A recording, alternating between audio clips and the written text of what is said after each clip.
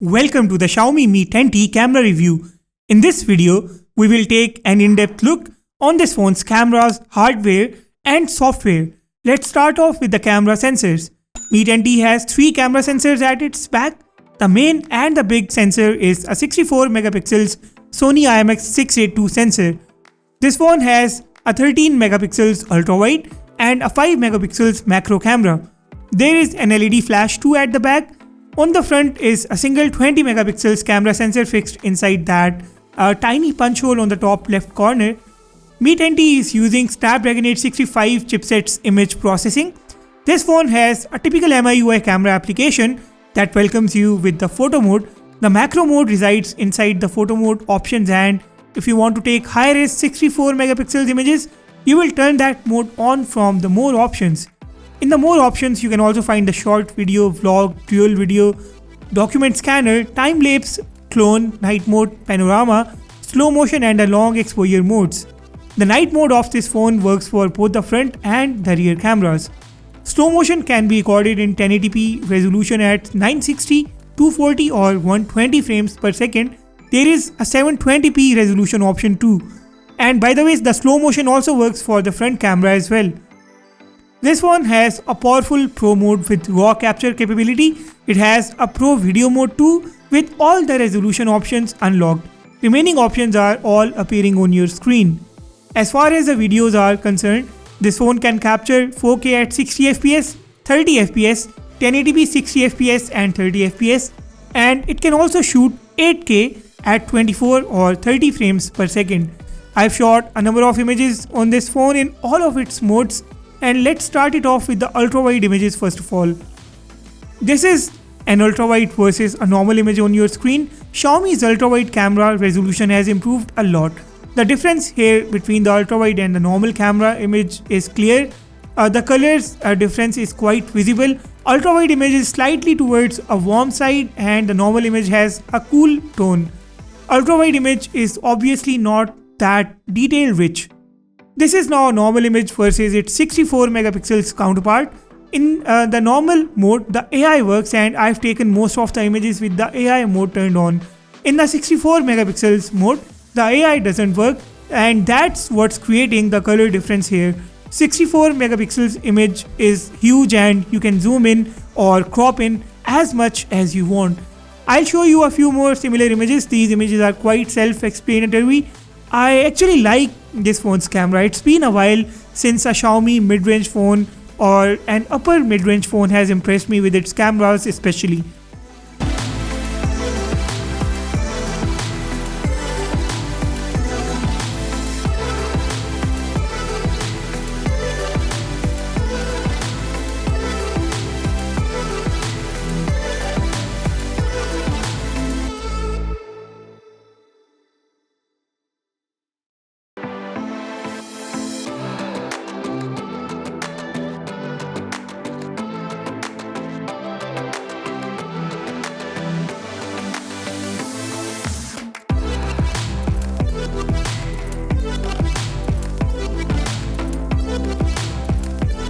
Let me now show you an AI versus a non-AI image, and you can take a close look to find out the color differences between these phones. The AI mode definitely boosts the colors, and I think you would want to have the AI mode turned on all the time. Let's take a look at some more random images shot with the rear camera. This phone takes very good images with very nice details, a good amount of saturation.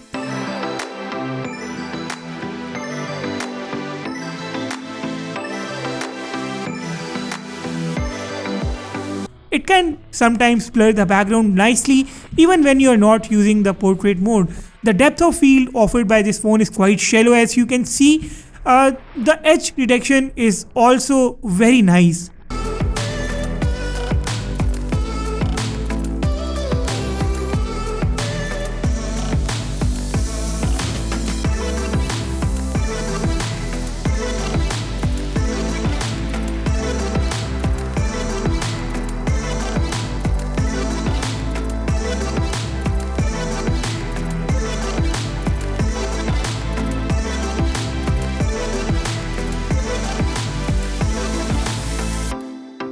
In some images it can blow off the highlights too. It can definitely struggle while maintaining the dynamic range in the background. For instance, this is an image with two different focus points and it pretty much speaks for itself. I have taken a number of indoor images too, and this is an indoor ultra wide versus a normal image. Look at the sofa and the background wall. It definitely looks better in the normal image, and let me now show you the same normal image versus its non-AI counterpart, and here you can see that the non-AI image has maintained the details well. This image is showing the real color of the sofa too. So this is the kind of result you can achieve with and without the AI mode. Overall, this is a very nice camera considering the price of this phone. I have no complaints there for now. The images mostly will come out soft, and I think you won't have a problem with that as long as you can turn off the AI mode and capture the images with slightly better details in the normal mode. The macro camera does its job like any other macro camera does. There is nothing special going on here. The result is on your screen and you can definitely draw your conclusion about the macro images.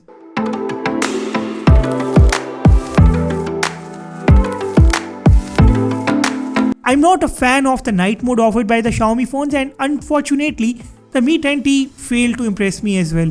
The night mode images are just fine. The night mode is there just for the sake of having a night mode on the phone. Xiaomi definitely needs to improve this a lot.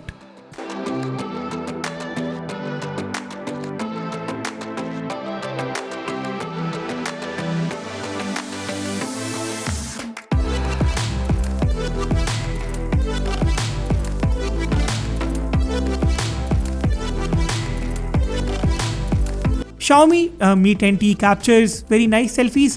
I love the color composition of this phone. The selfies are overall soft. Edge detection is fine. Selfies could be a bit more detailed and sharp, but this is what we are getting on this phone right now. Portrait mode selfies are equally good. It's been a while since Xiaomi has been using the same camera sensor on the front of its smartphones. I always believe that selfies are more of a subjective choice, and you guys can tell me how are you finding the front camera result of this phone.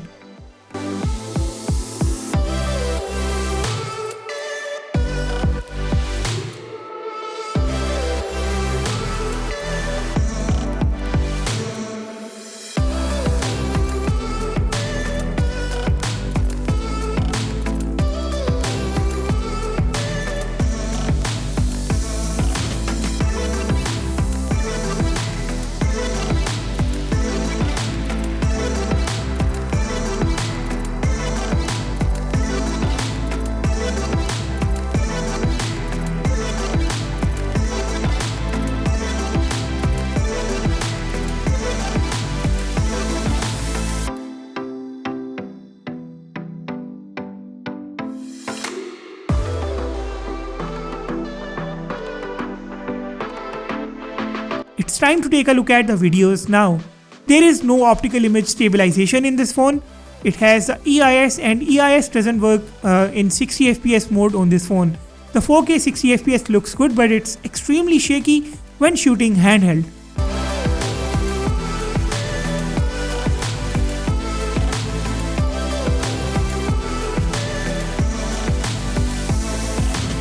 FPS videos all of a sudden pick up a lot of stabilization. As long as you are looking at the videos shot on this phone only, you will not dislike them. But let me tell you that this is not the ultra high-end video resolution that you can actually get. The videos greatly miss out on the details and struggle while managing the dynamic range.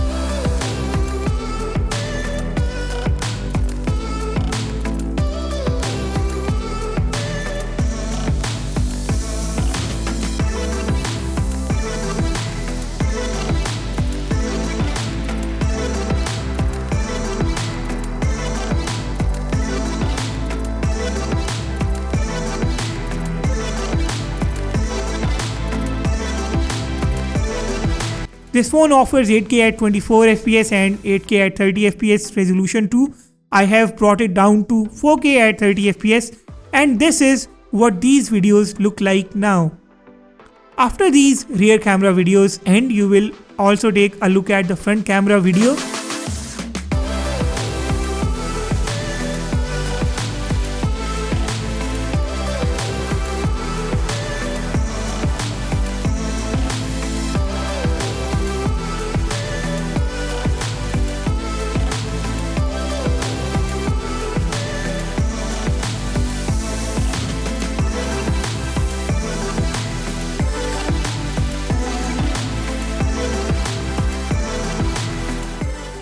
Hi guys, this is a front camera video from the Xiaomi Mi 10T.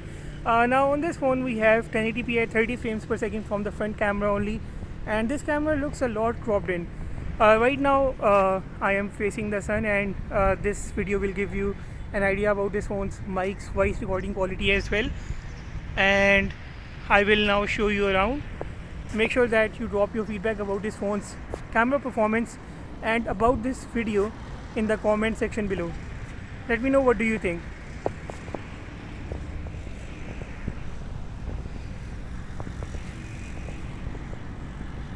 And this now brings us to the end of this camera review. Mi 10T is a mid-range device with a glimpse of flagship segment. This phone offers one of the most powerful chipsets. I am talking about the 7nm Snapdragon 865, a 144Hz display, and a couple of other good features. These features certainly overshadow the cameras of this phone, and the cameras will eventually become your second priority when it comes to picking up this phone. In that perspective, this phone has a very good camera module. Even if your main requirement is the camera, this phone can still suffice. It can take very good photos, be it the portraits or the high-end 64 megapixel images. This phone will not disappoint you. Videos, well, I am not a fan of videos shot from this phone. So how do you like the cameras of this phone? Drop your comments about this phone and your feedback about this video in the comments below.